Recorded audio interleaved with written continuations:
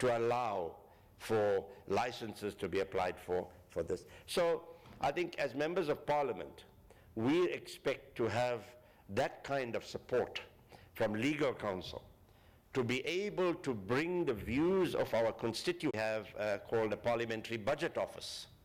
We were in Kenya and a few other countries where we saw the legislated form to get through these things and ensure that when people say, well, Parliament is the highest lawmaker in the land, they really know that those 400 of us that sit there are empowered to be able to influence a change in legislation that comes from the executive, or even introduce our own legislation that will ensure that service delivery to our people and implementation thereof becomes the order of the day. Because at the end of the day, that is our responsibility as members of parliament. So I thought I'll just share those few thoughts with you from my own experience as a member of parliament. If there are any questions, I think somebody over there is going to answer them. They told me early on that they will take the questions. But if there's anything that you would like further to know, I'm in your hands, Chairperson. Thank you very much.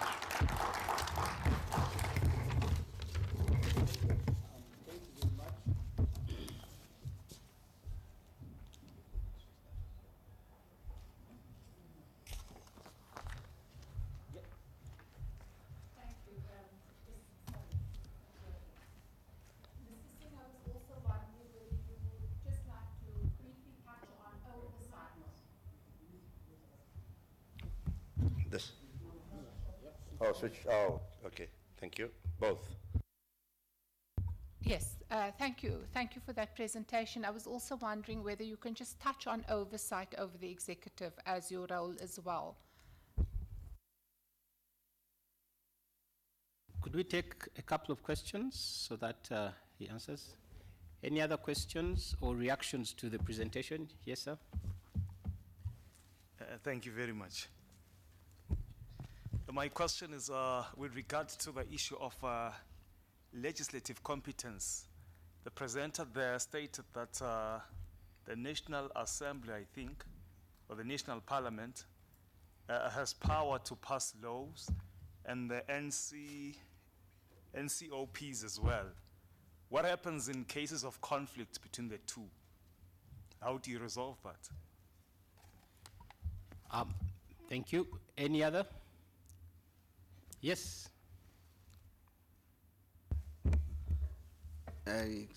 Good afternoon. Mine is I'm preempting the oversight role. Parliament has been found not to be able to do an oversight over an executive by different legislations and by different court judgments. Now, this is where also the Parliament was also forced by different court judgments, as you've just alluded, to say do an oversight over the executive, and you failed to do that, but go back and do that. My question would be, do you think that it is a good thing to have the president of a, say, any party or majority party to elect members of the executive? Because in the long run, then it becomes a problem in Parliament that both members of the executive and members of Parliament of the majority party are unable to make the president to account because of fear that they might not be appointed when one day they want to become ministers. Okay, any other? Yes. Thank you. Mine is, the Parliament of South Africa has, for the last many years, been seen as a house of inclusivity, a house that acknowledges and practices diversity. And looking back, especially after '99, where we saw a huge number of members of parliament with disability, clocking up to 20, the highest in the continent. But from where we stand today, there's up to 0 or 2, to be precise, in terms of recording. Have we moved the bar in terms of transformation to a different level? Is transformation that also recognizes inclusion being dropped by the political parties? Thank you. One, this side. Good afternoon. I'm interested to find out, the presenter spoke about the role of legal counsel bringing the views of constituents to Parliament or to the MPs. I just wanted to find out how that would work in practice. Yeah. Okay, could we take those for the beginning? Yeah, please. Yeah, thank you very much indeed for the questions. Let me start with the last one. We have a system in Parliament where we allow for petitions. So a petition can be drawn up, assisted by a member of Parliament. An NGO or a community can draw up a petition, for example, saying to Parliament that we want you to investigate why Deep Kloof or Mshlanga does not have a proper water supply. And they will motivate why. That petition is tabled in Parliament, and it's meant to be debated in Parliament, referred to portfolio committees, and then eventually recommendations made to the executive on what is going to be done about it. So that is how constituents' problems come through to Parliament. But other than that, it is, when we go out on our constituency work, they will tell us what the problems are, and then we raise them. But petitions is a formal way of dealing with it. Now, unfortunately, I think Advocate will agree with me and our colleagues from South African Parliament, we have not been dealing adequately with petitions. And we've realized that. So we are going to be from the 6th Parliament, because it's part of our strategic plan, we said we have to give a lot of attention to petitions, because there have been a number of petitions from the 5th Parliament that have just been carried over to and from the 4th Parliament to the 5th, from the 5th to the 6th. So this is an area that we are certainly going to give attention to, petitions. The oversight of the executive, that's also one of our primary responsibilities. And for us to oversee the executive, you have to be empowered. For example, as I spoke about the budget office, I can't remember in my 25 years, or maybe once, that a budget that was tabled by the Minister of Finance or any minister was substantially altered by Parliament. Which means, what are we doing? We are rubber stamping something that is produced by the executive. And that is why, that is an area that we as Parliament, because we are Parliament, executive is the executive, we are Parliament, that is an area that we are also seeking additional support for.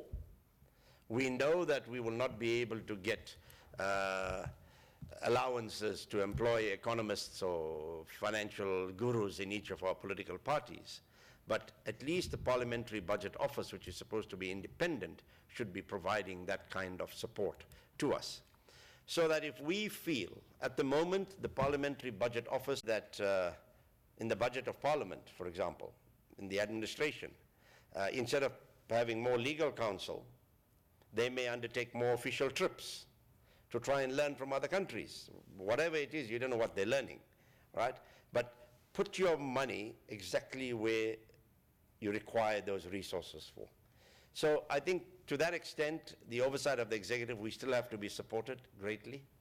But I must say that in the last 5 years or so, there has been a change in the mindset of, in particular, the ruling party, in terms of oversight, in terms of questioning their own ministers, right up to questioning their own former president. And it brings me to what you said, colleague, about the electoral system in South Africa. Unfortunately, the electoral system is what it is, with proportional representation, where party bosses from every party decide who goes into parliament and who does not. You number 2 on the list, you in. Number 3, depending on the percentage you get.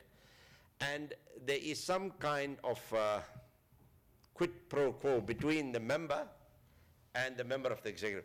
You know, I have, on occasions, said to the chairperson of the house, our houses, when we have strategic planning sessions, because they say, you must be aggressive, you must oversee the executive, you must ask them questions. And I said, chairperson, please go to your caucus and tell them that. Go to your own caucus and tell them that. Because I've had, maybe 10 years ago, I sat on an agriculture portfolio committee. I knew members of the ruling party did not like what the minister was doing. And they said to me, Singh, you are the only guy. Because you, when the minister comes, you can take her on and tell her how she's failing this department. So I said, oh, so what do you want me to do? They said, no, you must tell her these things. And I said, what are you going to do? No, we'll sit there. I said, okay, very good. We have a committee meeting. Minister comes in there, everybody sits, and then the chairman points to me. So I said, chairperson, colleagues, minister, firstly I want to say, minister, what a great job you are doing in this department. The implementation, service delivery is par excellence. And I want to compliment you for that. You could see all the faces drop, especially those in the ruling party. And when we finished that meeting, they say, hey, but Singh, how can you do that? I said, you see, you must do what is your own responsibility. We are here as members of parliament. We represent a constituency. We don't represent that minister or members of the executive. See, I think it was only in the Zuma era that there was reluctance in the beginning, but eventually there was a change.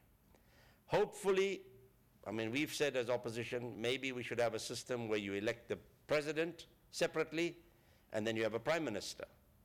Prime minister is in charge of the executive, day to day. You have a president that goes and kisses babies and cuts ribbons, right? And does all that kind of ceremonial duties. And you have a prime minister that you can hold accountable for what is happening and what is not happening within that executive. Time will tell whether that's going to happen.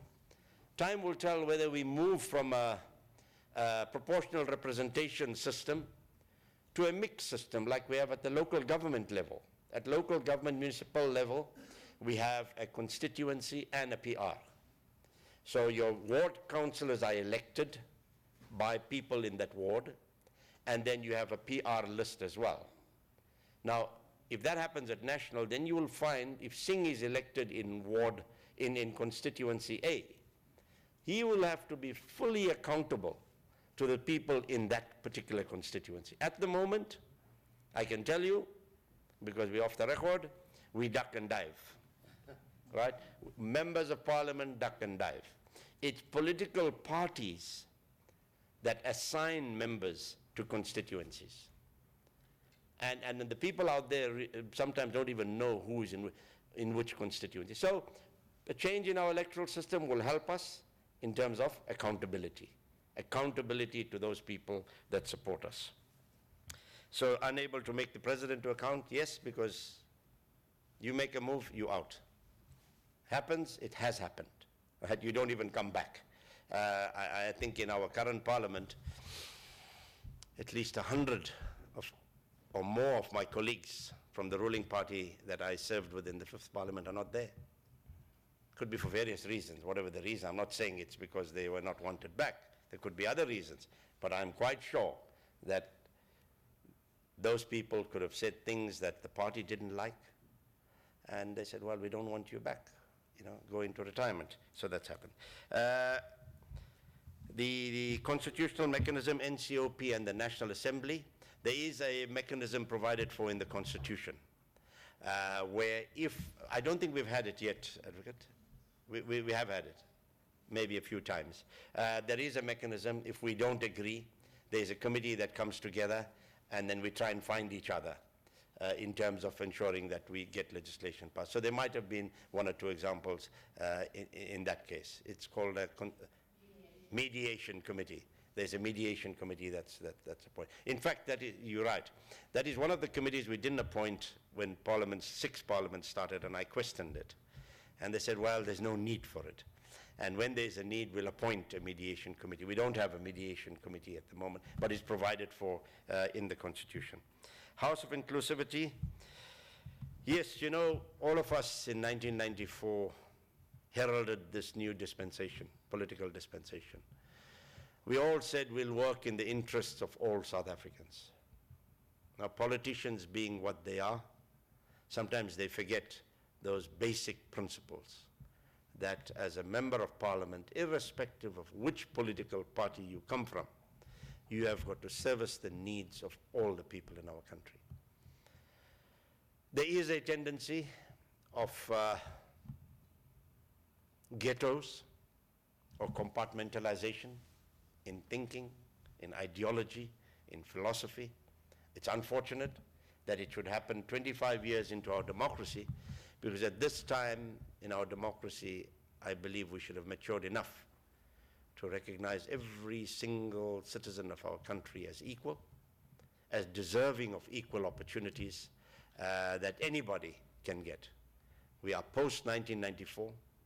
We've got political emancipation, which we are very proud of, but economic emancipation still evades us, and that is the biggest challenge, I think, not only for our country, but for all countries, that if we do not economically empower the people of that country, then we are doomed for failure moving forward. I hope I've covered. Yes. You have, I don't know, do you have time for some few more? Maybe, okay. Yes, yes. Okay, we'll start with you. If you have the time. I mean, few at a time. Okay. Yes, please.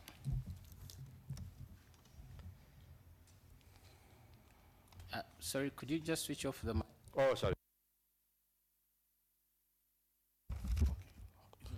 Well, the question that I want to ask is, what mechanism do you have in place to control majority dominance in the parliament? And my second question is, may I ask a follow-up question, because it's very important to us in our jurisdiction, because right now we are going through constitutional reformation. Then we'd like to see certain principles to be inculcated into our constitution to ensure good governance. What do you see the significance of nominating members into the parliament, other than all being elected into the parliament? What significance does that have? Yes. Thank you. Yes. I just want to take him back to what he said about the budget and probably Parliament being rubber stamping by not changing the budget all that much. My question, well, trying to play devil's advocate maybe a bit, don't you think there's wisdom in that in relation to the principle of separation of powers? Because policy making is a preserve of the executive, and the best way to implement policy is through the budget.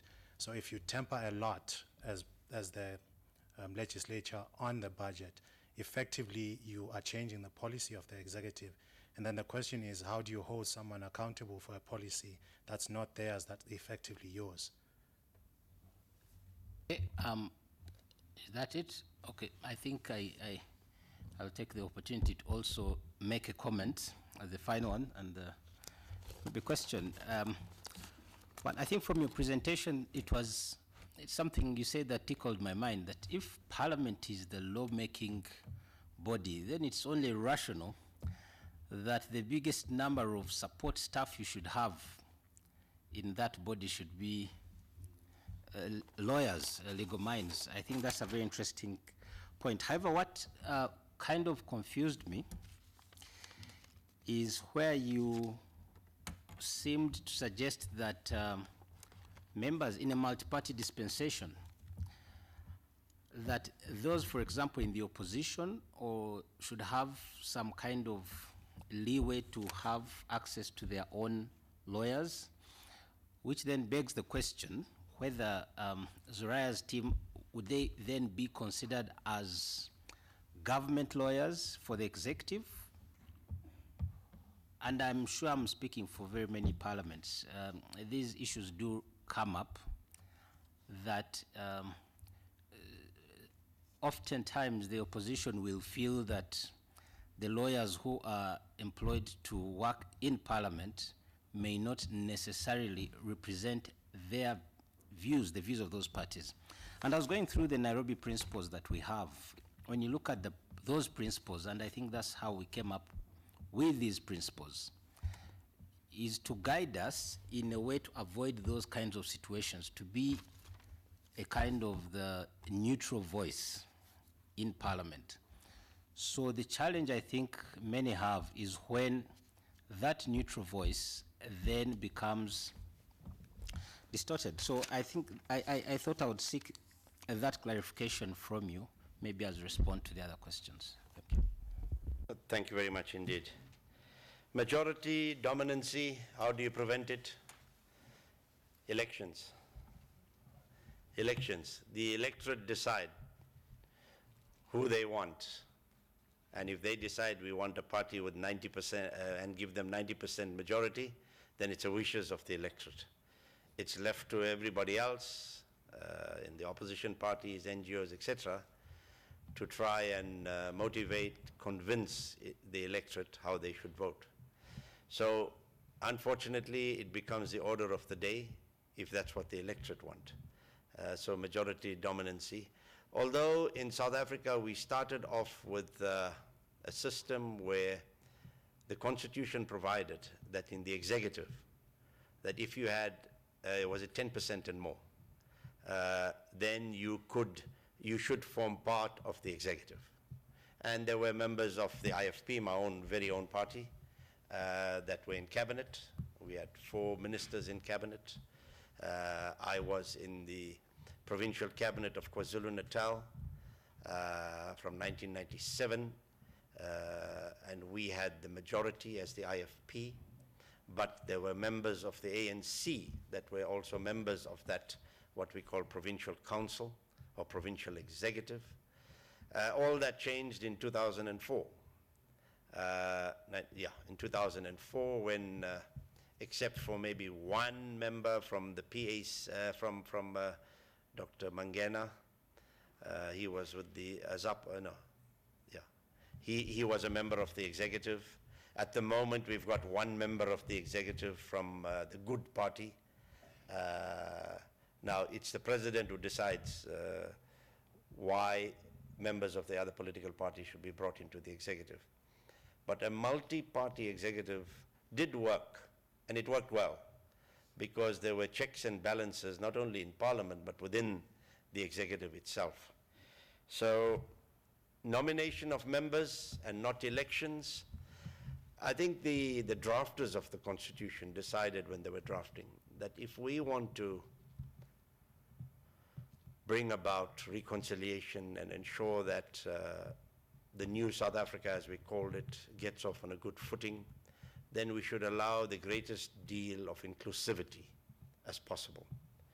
Now, I have experience from local government, and some of you will have experience, that if you go just on a constituency basis, you will get the government of the day through its demarcation board, demarcating boundaries, as they are currently doing now for local government. And you will find that in some instances they demarcate the boundaries in such a way that they bring in their majority supporters into that area. And you'll find, try as hard as you may as an opposition party, you're not going to win that constituency. Because even before the elections, supporters of a particular party. So the proportional representation system came in to allow political parties with, 20,000, 30,000, 40,000 of the votes to get in and have a representative in there. So, I mean, we should move to a constituency and a PR system. That's my own belief as a member of the opposition. You'll still have inclusivity, but you'll have more accountability, which I think is very, very important moving forward. The separation of powers, yes. But you see, although the executive has the right to determine policy, etc., it's Parliament that finally decides. Parliament passes a budget. Parliament should have the right, as we do, we have the right to amend the budget. There will be no wholesale amendment of the budget. I think that is not the intention. But I remember the former Minister of International Relations, Deputy Minister, Llewellyn Landers, who was chairperson of the Justice Committee and a member of the ANC, who said, no, we need more money for magistrates or for something like that, or judges or the legal system. Why can't we take money from arts and culture and some other department and put the money in here where it is needed? Because we don't have unlimited resources. So, and there is a process to amend the budget. We've got the Financial Management of Parliament Act. Right? It's a process, and that, by the way, just for the information of you colleagues, is that the Constitution, the Money Bills Amendment Act, sorry, the Constitution provides for the Minister of Finance to introduce that particular act. Now, I can tell you the Minister of Finance for 10, 15 years didn't do anything.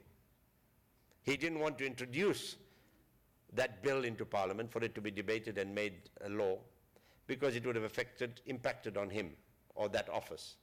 It is Parliament, multi-party, that took the initiative to introduce that Money Bills Amendment bill into the system. And I was part of that committee, and the former Minister of Finance chaired that committee. And after about a year and a half or 2 years, we came up with what is called the Money Bills Amendment Act, which is now an act, which is not perfect. It was amended recently, I think, because there are some time frames there which are very, very short to enable consultation to take place. So what happens when we do our budget next year, it'll come to us, tabled, Minister of Finance will table it, it'll come to the respective portfolio committees, and when we go through it, then you could, as a committee, suggest an amendment by majority vote. You take it to the minister, you take it to, it goes through a process of consultation, and then if they agree, it comes back, you amend before you finally pass. So personally, I don't see anything wrong in Parliament, because if Parliament has oversight over the executive, that oversight should extend to, as you correctly indicated, the money part of it, because it's money that dictates everything that happens. So in terms of lawyers, I think our challenge in South Africa is capacity, the number of people that we have.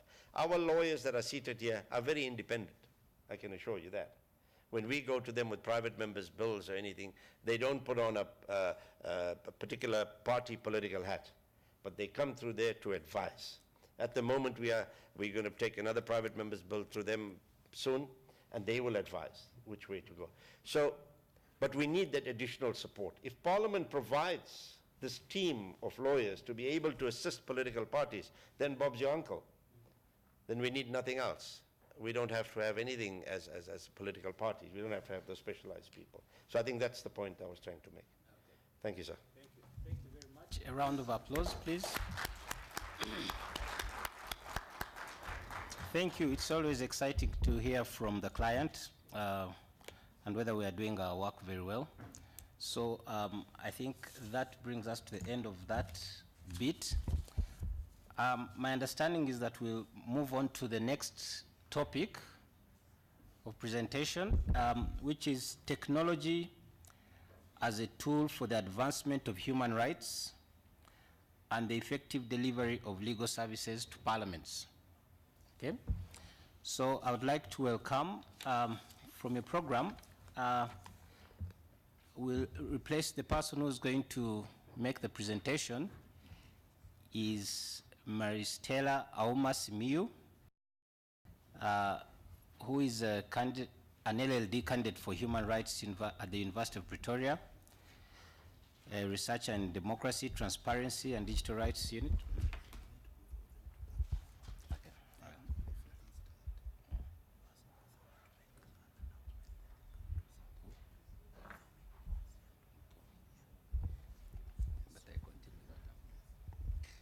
So Maristela Simiyu is currently undertaking her doctoral studies at the Center of Human Rights at the University of Pretoria. Her research focus is the role of the media in elections in the digital age, the Kenyan experience. Her interests include democracy, elections, and digital rights. She's an advocate of the High Court of Kenya and has worked with Inform Action and International Center for Transitional Justice before undertaking her current studies. So you're most welcome. Let me also invite the person going to discuss, the next discussant we have on the topic, Mr. Thabo Molefe. I don't know if I pronounced that correctly. Please come. And he's the Divisional Director, Legal Information and Compliance with LexisNexis, South Africa. He holds a Bachelor of Commerce from the University of Northwest.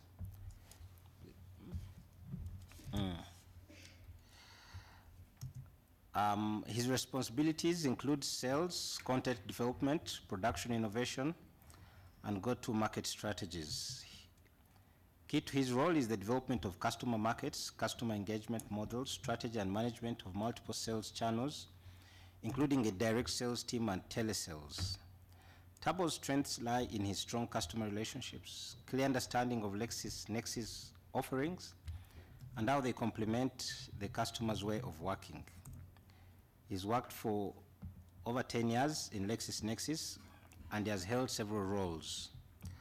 So he prides himself in multiple sales channels, versatility, and ability to build successful and engaged teams. You're most welcome. Let's welcome them with a clap, please.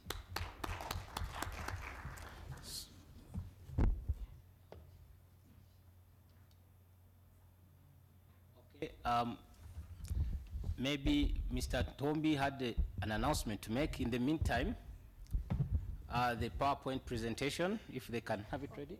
Yes. It is? Yes. Okay, please, an announcement and then we'll proceed. Sorry for the interruption, ladies and gentlemen. On your desk, I believe you have this form written, the 5th Africa Colloquium of Legal Counsel to Parliament, feedback form. Do you have it with you? Yes, the Secretariat does request that you fill the feedback for this session, and as you step out, you drop it at the Secretariat desk. It will help us to improve the organization of this colloquium, including the plan for the topics and how we run our topics. Thank you so much. Thank you. I think we can start with our presentation.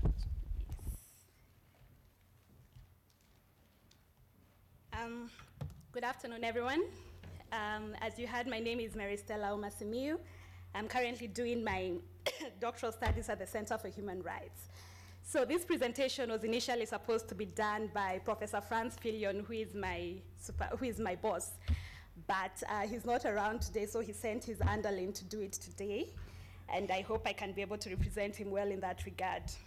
So my discussion today is on technology as a tool for the advancement of human rights and the effective delivery of legal services to Parliament. Okay. So I had some pictures just to show the extent to which technology has infused itself into our lives and our everyday lives. And to the next slide. Increasingly, we can see that technology has become a sort of empowerment tool, not only in our social life, because we are all in one social media platform or another, we're able to engage with people across borders. It has also influenced our economic lifestyle. We can see people who are making money online because of technology, as well as the political sphere. And in the political sphere, I'm talking about how technology has influenced the administration of elections, and increasingly, we can see jurisdictions adopting election technology to improve their elections. And because of this, as long as you have a phone or a laptop, you're able to make meaningful decisions because you have access to information through these devices easily accessible to you. And this is what we can see is the impact of technology in our each and everyday life. And this, I believe, is the reason why the UN Human Rights Security Council emphasized that however we protect our rights offline, are the same way that these rights are protected online. The rights that we have offline are also protected online. And based on the current normative international legal framework that we have a basis in which these rights can be protected. Going to my next slide, I'm going to talk about different types of rights which interact with technology, and I've selected freedom of expression, access to information, media freedom, right to privacy, and right to peaceful assembly and association, as well as the right to vote. I felt these are critical rights which interact with technology and necessitate a discussion on the interaction between technology and human rights. So when it comes to freedom of expression and access to information, these rights are provided for under Article 19 of the ICCPR, as well as Article 19 of the Universal Declaration, and Article 9 of the African Charter on Human and People's Rights in the African context. So what we see that technology has done in relation to this right is that it has blurred the lines when it comes to content production. Journalists are no longer the gatekeepers of information. Traditional media are no longer the gatekeepers of information. As long as I have my phone and I see a newsworthy items, I can take a picture, share it. If it goes viral, it can start a certain conversation when it comes to human rights. And this is what technology has provided for us. We can also see that traditional media is engaging with new media. For example, when you're watching news, you can see that journalists are engaging with their users, with their audience, in real time. So in YouTube, if you look at the comments, you can see the commentators engaging with their audience, as well as Facebook and Twitter. So you can see this intersection between traditional and new media. And because of this, we have access to credible and meaningful information which can help us in our decision-making process, not only as individuals, but also as states. But while we do accept that there's been advantages when it comes to technology and human rights, we are not blind to the fact that there are disadvantages in this regard. And one critical disadvantage that we have noted in our research field is the spread of propaganda, the spread of misinformation, and the spread of disinformation in online media platforms. And if you notice, I have not used the term fake news. Why? Because increasingly we are seeing certain politicians take up this term fake news and use it as a way to discredit credible news which they do not agree with. So for example, you have a news item that discredits certain aspects of government. They call it fake news, and this has been popularized by people like Trump. But as civil society and human rights defenders, we are taking back this term and using the term misinformation. And as stakeholders, we need to find ways to engage with this aspect and see how to combat misinformation and disinformation in digital platforms in such a way that the information available to the public is credible information. There's also this critical concern about echo chambers. And when I'm talking about echo chambers, it comes from the fact that if you're increasingly Googling or searching for a particular set of news, if it's conservative news, increasingly you will see in your platform that similar news items will be conservative news items.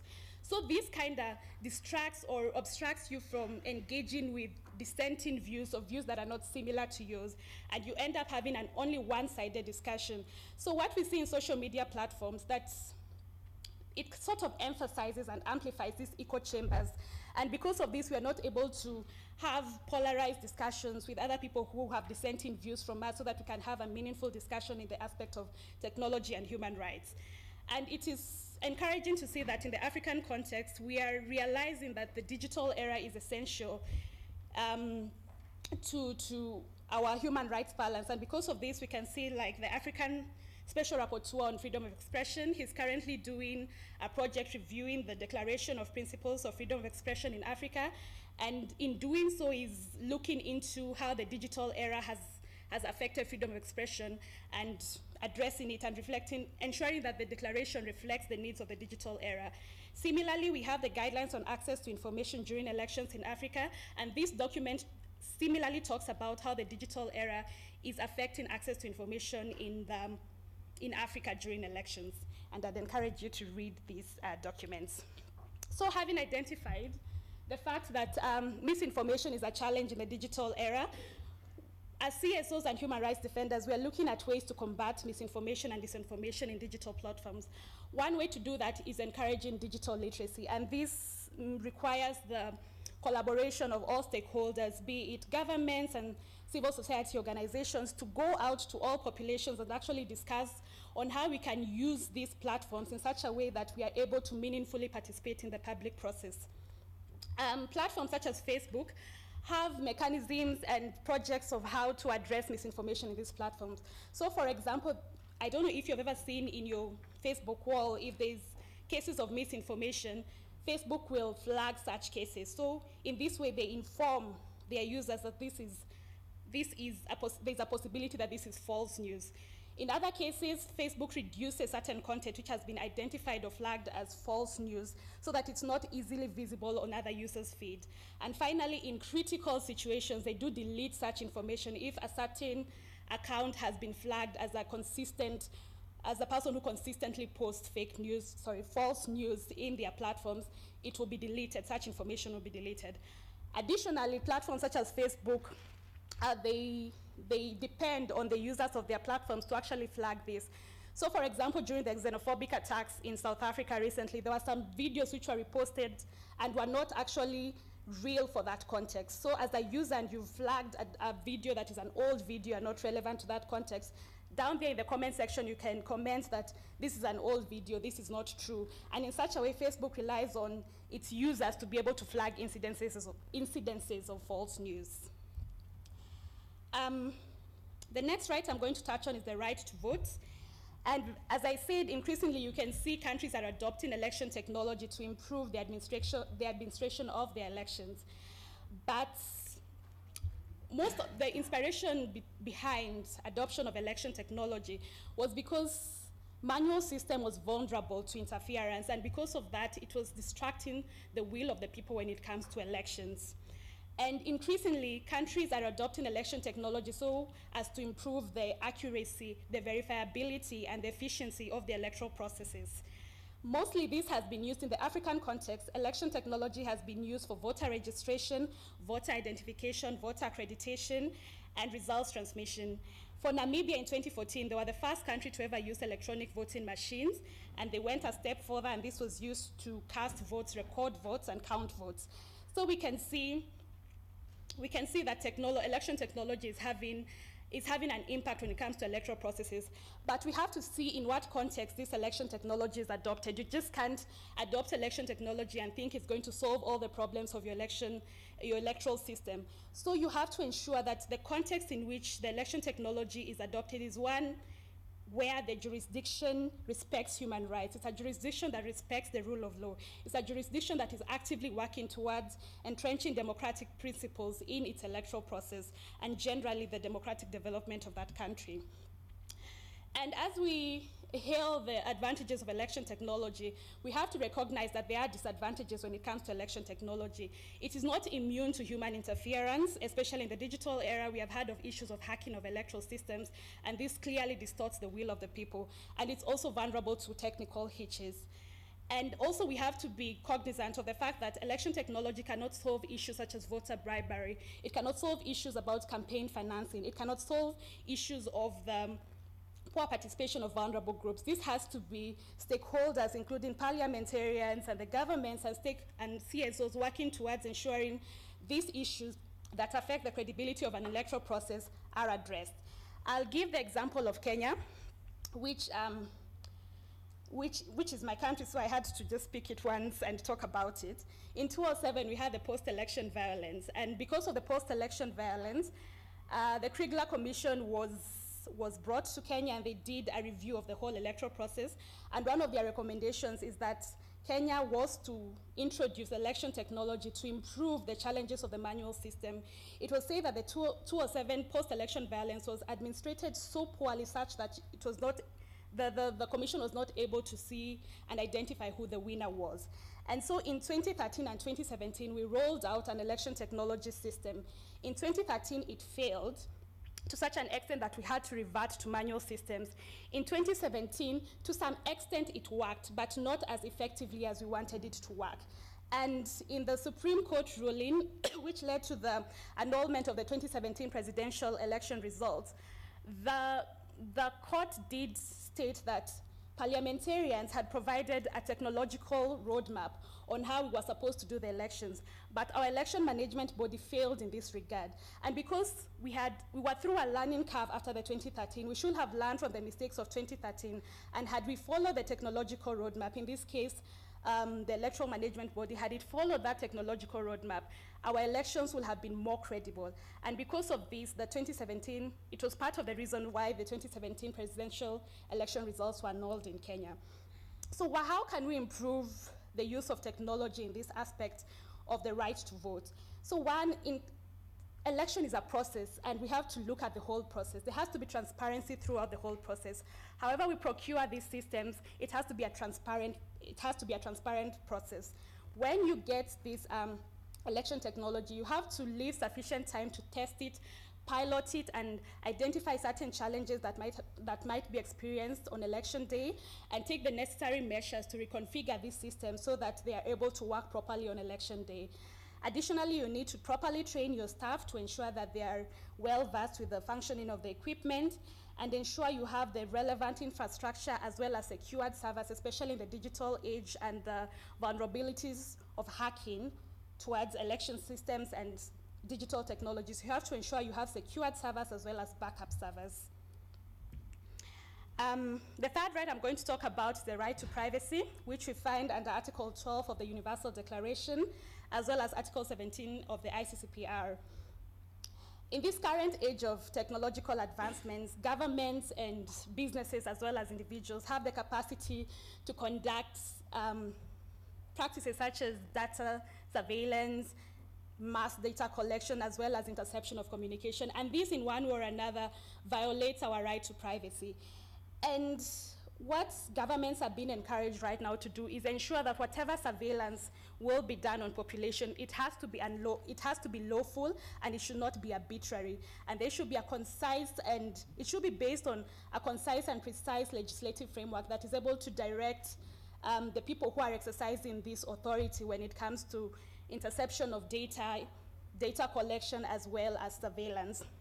Often governments justify surveillance on the basis of national security, and in some cases this is a logical justification on why they need to conduct surveillance. But what, as CSOs in this human rights field, we are calling for is that such surveillance should be done lawfully.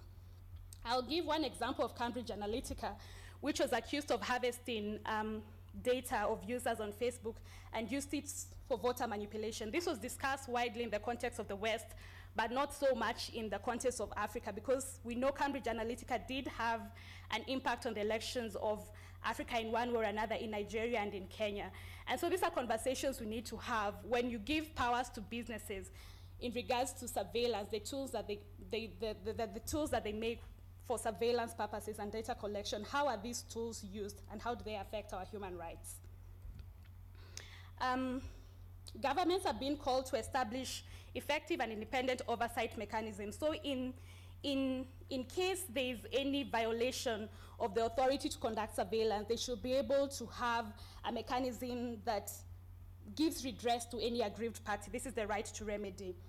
Additionally, governments are being called, especially for Parliament in this regard, to adopt and implement data protection legislation and regulations, as well as policies when it comes to data protection. There was research that was done by the United Nations Conference on Trade and Development, which showed that in the African context, only 23 countries have specific data protection laws. And of these, further 7 countries had draft legislations which were still pending in Parliament. 12 other countries did not have any legislation when it comes to data protection, and 12 others did not have any data. And this is very concerning in the digital age. Governments have to find mechanisms in which they protect the data of their citizens. I'm going to move to the right to peaceful assembly and association. Also, the digital era has provided new frontiers for CSOs and human rights defenders, as well as parliamentarians, to organize and mobilize around certain agendas. And I will talk about some few of them. We have the hashtag Black Lives Matter, This was a social movement in America in regards to police brutality against persons of color. We have hashtag Bring Back Our Girls. This was in Nigeria in regards to the kidnapping of girls by Boko Haram. We have hashtag Fees Must Fall. This was in South Africa in regards to the expensive nature of education. Additionally, the digital era has been able to fuel women-led movements. I will talk about the hashtag MeToo movement, which was against social and gender-based violence, as well as hashtag My Dress, My Choice. This was in Kenya, which was a reaction to the stripping of women who have felt to be dressed indecently. And also hashtag Am I Next, which was also a reaction in Canada and SA against sexual and gender-based violence. So we can increasingly see that the digital era and especially social media platforms have become a tool and a platform for organizing and mobilization for CSOs and human rights defenders. And while this is possible, we do not discount the fact that sometimes when CSOs and HRDs rub governments the wrong way when they do politically organize, that they might be targets to threats, intimidation, and in certain circumstances, death threats, as well as a risk to their lives. So HRDs and CSOs are increasingly encouraged to adopt encryption tools and anonymity as well as pseudonyms so that they can protect their identities in cases where the jurisdictions they are operating in are not favorable to their cause. So I have touched on the clampdown on human rights in the digital space, which generally happens in some restrictive jurisdictions. And we can increasingly see, and it is very worrying that we can see the adoption of restrictive laws when it comes to the exercise of human rights in the digital space. In certain aspects, we have seen increasingly internet shutdowns, especially in elections and protests, network interruptions, the blocking of websites belonging to CSOs and human rights defenders, online surveillance and harassment, as well as government-sponsored disinformation and misinformation campaigns against legitimate human rights campaigns. And I picked some of these statistics from Freedom House to show what is currently happening in the digital space. Freedom House found that for the 8th consecutive year, freedom of the net has been on a global decline. And some of the statistics they found were pretty worrying. Worldwide, there are more than 3.7 billion people who have access to the internet. But of these, 71% live in countries where ICT users were either arrested or imprisoned for posting content on political, social, or religious issues. 55% live in countries where political, social, or religious content was blocked online. 48% live in countries where individuals have been attacked or killed for their online activities since June 2017. 47% live in countries where the surveillance powers of the authorities increased in the past year, threatening their right to privacy. 47 live in countries where access to social media or messaging platforms were temporarily or permanently blocked. And 42% live under governments that disconnected internet or mobile networks, often for political reasons. So why is this happening? Why are there increased clampdowns on human rights in this digital space? And this is a conversation we are still having in the CSO's parlance and in the human rights parlance that we need to continue having. But I will touch on internet shutdowns because it's a bit concerning. In Africa, up to 22 African governments have ordered network disruptions in the last 4 years. And since 2019 started, we have seen network disruptions in 7 other countries in Africa that I have listed there. And what a survey found that mostly you will notice that internet shutdowns happen in jurisdictions that are found to be either authoritarian or hybrid jurisdictions. And it brings to a question why in such particular jurisdictions this is happening, why there is a need to clamp down on freedom of expression by the citizens in these platforms. Increasingly, we're also seeing adoption of cybercrime and cybersecurity laws, anti-terrorism laws, surveillance laws, and laws against protests that justify such actions against human rights defenders and CSOs that are legitimately trying to express themselves in the digital era. And again, this is a discussion that we should have, and we should see to what extent government should restrict certain rights. And this brings me to the discussion of legal limitations. To what extent are governments allowed to restrict certain rights? This is provided under Article 20 and 21 of the ICCPR. When we talk about the threefold tests to determine when a right can be restricted. One, it has to be legal. The restriction has to be provided for in a certain legislation. Two, it has to serve a legitimate aim. This could be national security or public safety, public order, the protection of health or morals, or the protection of the rights and freedoms of others. And three, it has to be necessary and proportionate in a democratic society. So this is the threefold test that in case you want to go to court and counter a certain restriction to a right, that you have to ensure that whatever restriction has been put in place to a certain right meets these tests. It's also concerning that with the increased adoption of laws in the digital era, there are certain vague provisions that increase the authority of certain public authorities that will be able to exercise this authority. So for example, in certain legislation that we looked at, you can see provisions like you're not allowed to post false news that causes anxiety. When you use a term like causes anxiety, a lot of things can cause anxiety. If I receive bad news, for example, the loss of a loved one, and I share this information, it can cause anxiety. So legislators are encouraged to make sure that in drafting such legislation, it is concise and precise, and it's able to demarcate clearly what are the responsibilities of the authorities, so that these authorities and these powers are not misused in this regard. Obligations of businesses. Increasingly in this digital space, we cannot talk about human rights without including businesses, and in this case, the private sector, because they are the people who make these technologies. They are the people who frame the community standards that users are bound by. And we have the UN framing and guiding principles on business and human rights that emphasizes that businesses have a right to respect human rights.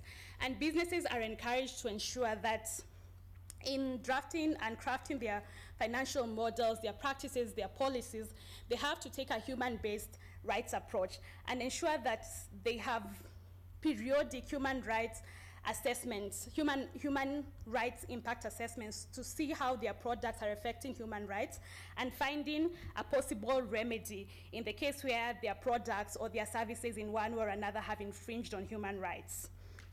And in the aspect of data collection by businesses and governments, businesses are encouraged that in the event they do get a request from governments to disclose certain information or regulate certain content, they should be transparent with their users in this regard and actually periodically release reports that show the number of requests that they have received, the nature of the request, and whether they did grant this request or not. But while we do say this, we are cognizant of the fact that at the end of the day, it's the profit margin that matters when it comes to businesses. But our call to businesses is to ensure that they do adopt a human rights-based approach when it comes to how they conduct their businesses.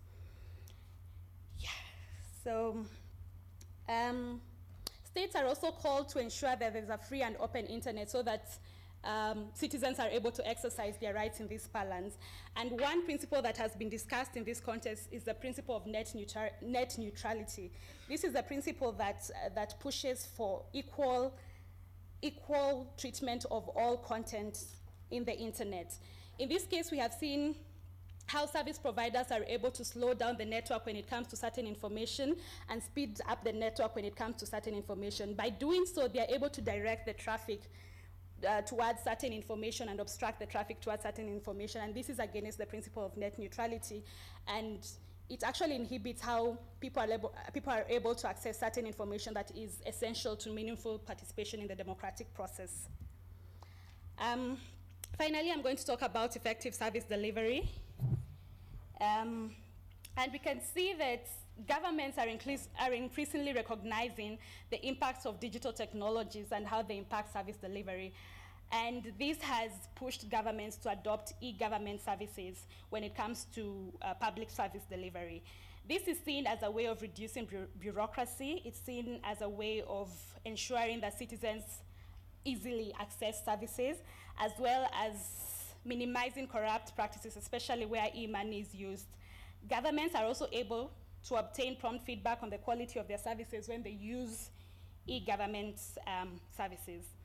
So there was a survey that was done in 2018 on the quality of e-government services in Africa. And this was based on 3 dimensions. One, is there the availability and adequacy of telecommunication infrastructure that facilitates e-government? 2, are citizens able to actually use these ICTs? And finally, the availability of online services and content. And what this survey found is that the African region is lagging behind when it comes to e-government services. In the category of African countries that were rated as having a high e-government development index, there were 6 countries: Ghana, Mauritius,